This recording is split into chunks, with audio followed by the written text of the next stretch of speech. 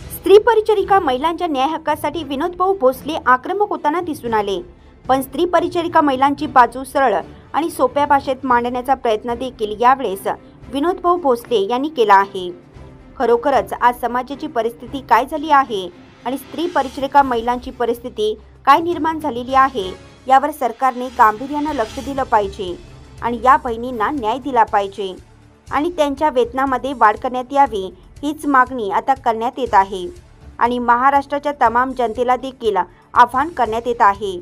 आपण देखील यांच्या आंदोलनामध्ये सामील होऊया आणि स्त्री परिचारिका महिलांच्या पगारामध्ये वाढ करण्यात यावी ही मागणी घेऊया, कारण त्या देखील आपल्याच बहिणी आहेत, आपल्याच माय आहेत, असं आवाहन विनोदभाऊ भोसले यांनी यावेळेस केलं आहे। आणि स्त्री परिचारिका महिलांचे वेतन वाढ झाली नाही तर आंदोलन तीव्र होण्याची दाट शक्यता नाकारता येत नाही।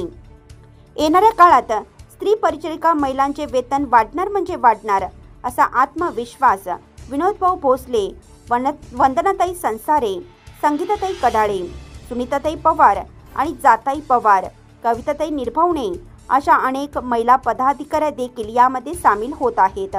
तसेच विनोदभाऊ भोसले यांनी स्पष्टपणे बाजू प्रकट मांडलेली आहे, कारण काम करत असताना महाराष्ट्रामध्ये स्त्री परिचारिका महिलांच्या वेतनामध्ये वाढ करण्यात यावी ही मागणीच घेऊन थेट महाराष्ट्र चर्चेला उधाण आलं आहे। विनोदभाऊ भोसले लवकरच महिलांच्या न्याय हक्कासाठी महिला कार्यकारिणी लवकरच जाहीर करण्यात येत आहे, अशी माहिती कायदेशीर सल्लागार मोरे पाटील सर यांनी दिली आहे। आम्ही सर्व एक आहोत आणि एकत्र येऊनच या महाराष्ट्रामध्ये लढा उभा करत आहोत आणि या परिचारिका महिलांना लवकरच न्याय मिळेल अशी अपेक्षा देखील व्यक्त करण्यात येत आहे। जय भीम, जय आदिवासी, जय शिवराय, जय संविधान। आपण महाराष्ट्रामध्ये अनेक मोर्चे बघितले, आंदोलनं बघितले, अनेक उपोषणं बघितले आणि उपोषण करत असताना एक घटक महाराष्ट्रामध्ये असा आहे की त्या घटकाकडे कोणाचंही लक्ष जात नाही। कुठलाही आमदार, कुठलाही खासदार, कुठलाही शासकीय अधिकारी त्या घटकांबद्दल बोलत नाहीये। मग असा कोणता घटक? होय, असा एक घटक आहे जो गेल्या 50 रुपये महिन्याप्रमाणे, शब्द नीट ऐका, 50 रुपये महिन्याप्रमाणे आणि 1996 पासून तर आता 2024 पर्यंत त्या महिलांच्या वेतनामध्ये वाढ किती झालेली आहे? 3000 रुपये। आज आप्पाजी बर्डे साहेब सांगायचं एक ठरलं, आज महागाईचा जमाना आहे। या महागाईच्या कालखंडामध्ये तेलाचा जर विचार करायला गेलो तर 180 रुपये लिटर तेल भेटतं, बरोबर आहे। साखरेचा दर बघायला गेलो तर 50 रुपये किलोनी साखर भेटते। आपण कुठलाही आणि गहू विकत घ्यायचे ठरले तर गव्हाचे भाव 200 रुपये पायलीप्रमाणे, 180 रुपये पायलीप्रमाणे आपल्याला गहू भेटतात, तांदूळ भेटतात, डाळीचे भाव गगनाला भेटले, सगळ्या गोष्टींमध्ये महागाई झाली। आणि अशा काळामध्ये या महिलांना, या भगिनींना, त्या पण आपल्या बहिणी आहेत, आपल्या आया आहेत, त्यांना महिना किती भेटतो शासनाकडून? 3000 रुपये। मग मला एक सांगा, आमदार 5 वर्षासाठी निवडून जातो, खासदार 5 वर्षासाठी निवडून जातात, तरी त्यांच्या 5 पिढ्या बसून खातील एवढं ते कमावतात, बरोबर आहे। आमदाराला काय गरज पडली पेन्सिलची हो? खासदाराला काय गरज पडली पेन्सिलची? आम्हाला त्याच्या पेन्सिलची काही देणं घेणं नाहीये, पण या भगिनी रडत आहेत त्यांच्या पेन्सिलीसाठी, त्यांच्या वेतनासाठी। यांचं वेतन वाढून देण्यासाठी काय अडचण आहे या प्रशासनाला, या सरकारला? गेले 3000 रुपये दर महिन्याला यांना आता 3000 रुपये वेतन भेटतं, म्हणजे 100 रुपये रोज। बरं, त्यांना प्रपंच नाहीयेत का? त्यांना पण प्रपंच आहेत ना, त्यांना पण मुलं आहेत, बाळं आहेत, त्यांच्या मुलांचे शिक्षण आहेत, सगळ्या गोष्टी आहेत. मग याचा विचार कोणी करायचा? या सरकारला देखील आम्ही अपील करतो, स्त्री परिचारा ज्या महिला आहेत यांच्या पगारामध्ये वाढ करण्यात यावी आणि येत्या जून महिन्यापर्यंत सरकारला आम्ही आव्हान करतो, कुठलंही सरकार असो, जोपर्यंत ह्या माझ्या माता भगिनींचं पगारामध्ये वाढ होत नाही तोपर्यंत आम्ही देखील गप्प बसणार नाही. कोर्टाने जर यांना 18,000 रुपये पेन्शन दिलेली आहे, 18,000 रुपये वेतन दिलेलं आहे, तर यांच्या वेतनामध्ये वाढ करण्यात यावी ही मागणी आम्ही शासनाकडे ठेवत आहोत. आणि तब्बल मला तरी असं वाटतं, शासन ज्यावेळेस आम्ही मॅटरमध्ये पडलो किंवा आम्ही आता हे प्रस्ताव देणार आहोत, तरी शासनाला आम्ही कळकळीची विनंती करतो की 21,000 रुपये वेतन या माझ्या भगिनींना देण्यात यावं अशी मागणी आम्ही आमच्या वतीनं या ठिकाणी करतो. तसेच रंजनाताई आहेर असेल,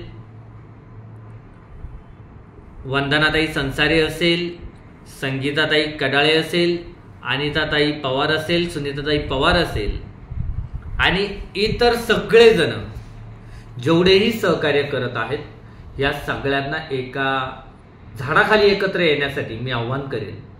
आणि माझ्या स्त्री परिचारा महिलांना मी देखील आव्हान करेल, आपण देखील कुठल्याही हरामखोराला, कुठल्याही भाडखावाला पैसे द्यायचे नाही. आणि जर कोणीही स्त्री परिचारा महिलांकडून जर पैसे उकळवण्याचा प्रयत्न करत असेल तर त्या भाडखावाला त्याची लायकी दाखवण्याचं काम देखील मी स्वतः विनोद भोसले पुढे येऊन करेल. मग तो कोणीही असो, आमदार जरी असला तर त्याचे कान फोडायची ताकद देखील मी ठेवल, मग तो कोणीही असो.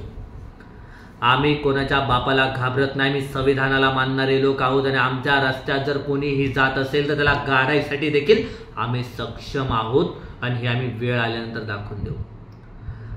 आम्ही सर्वांना सोबतीनं काम करत आहोत आणि हा मुद्दा फक्त नाशिकपुरते मर्यादित नसून तर संपूर्ण महाराष्ट्राच्या माझ्या ज्या मायमाऊल्या आहेत यांच्यासाठी हा मुद्दा आहे.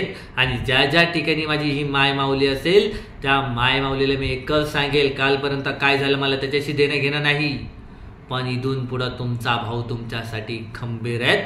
आणि माझ्या पाठीमागं ज्याही माझ्या बहिणी काम करतात त्या देखील खंबीर आहेत. मग आमच्या रस्त्यात कोणी येण्याचा प्रयत्न करत असेल तर त्या चटणी पापड केल्याशिवाय आम्ही राहणार नाही. आम्ही भारतीय संविधानाला मानणारे लोक आहोत आणि भारतीय संविधानाच्या माध्यमातूनच आम्ही या ठिकाणी आमचं काम उभं केलेलं आहे. अशा प्रकारचा मी माझ्या सगळ्या बहिणींना कळकळीचे हात जोडून विनंती करतो, कोणाच्याही आमिषाला आपण बळी पडू नका आणि कोणालाही 1 रुपया देखील देऊ नका. कारण की तुम्ही जोपर्यंत पैसे द्याल तोपर्यंत हे कोणीही तुमची मागणी पूर्ण करणार नाही. त्यांना फक्त येऊ द्या. आता असं नाही, आपण सगळे मिळून हे काम उभं करू आणि या महाराष्ट्रामध्ये आपण आपल्या बहिणींना 100% न्याय मिळवून देऊ. अशा प्रकारचं मी हे देतो.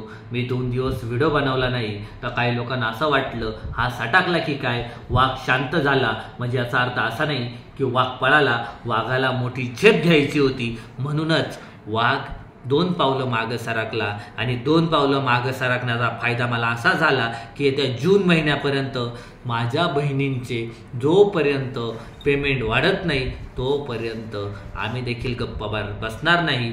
जूनच्या अखेरीसपर्यंत माझ्या ज्या स्त्री परिचाराच्या जेवढ्याही माझ्या माता भगिनी आहेत सर्वांचे वेतन कसे वाढतील याकडे सर्वात मोठा फोकस मी आणि माझी संपूर्ण टीम यामध्ये करत आहे. यामध्ये सर्वात प्रथम रंजनाताई आहेर आहेत, यांचं फार मोठं योगदान आहे.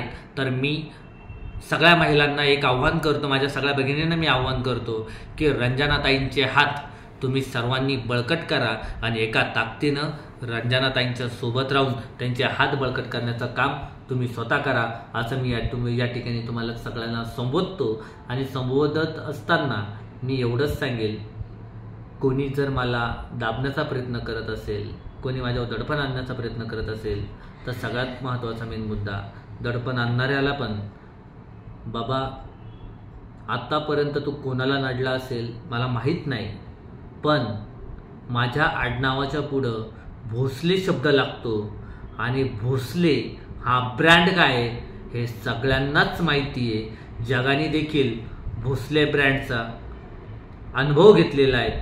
म्हणून भोसले हा कोणापुढं झुकतही नाही आणि झुकणारही नाही, अशा प्रकारचा इशारा देतो. थांबतो. जय शिवराय, जय भीम, जय संविधान.